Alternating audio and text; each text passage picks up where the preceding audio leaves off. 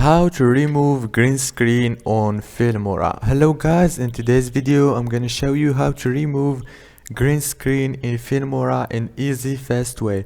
So first thing we do is we go to Filmora.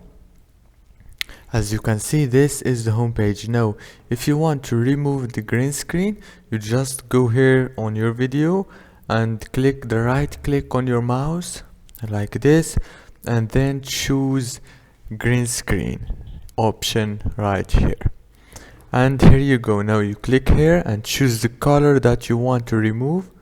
As you see, it's removed in easy fast way, and also you have options here to control how you want it. And that's it for today's video, guys.